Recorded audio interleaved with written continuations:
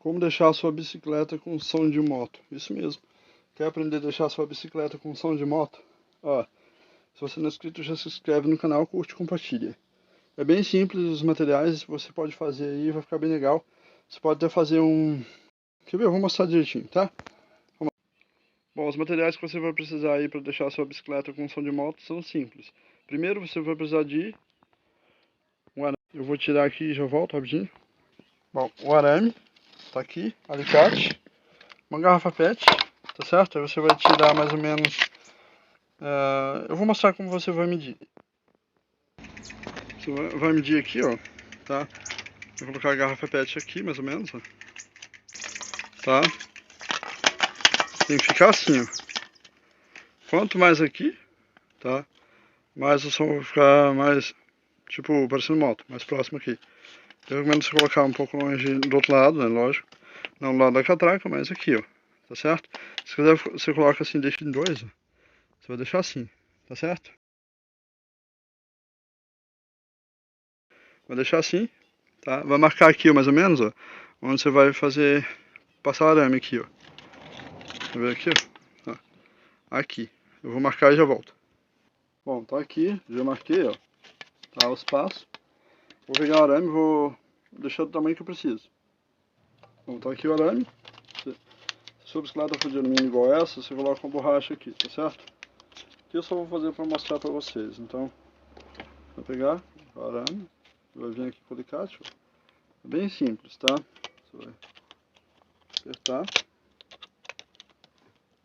tá certo? Aqui eu só vou mais ou menos prender. Se você quiser, você pode colocar o arame assim, ó, tá? O arame bem mais curto, lógico. Eu vou prender aqui e já volto. Só um segundo, espera aí.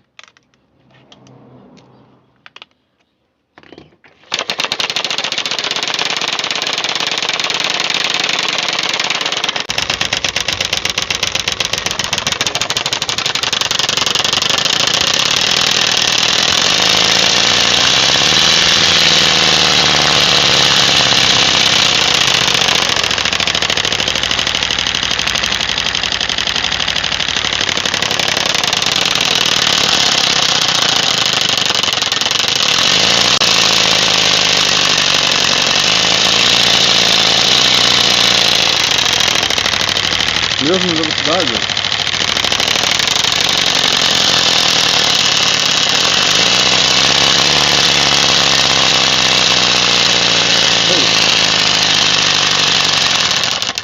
é isso. Simples e fácil, né?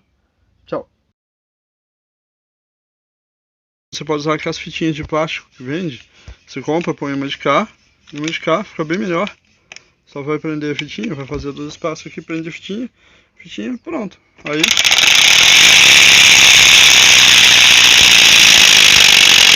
Quanto mais reto fizer, melhor. Entendeu?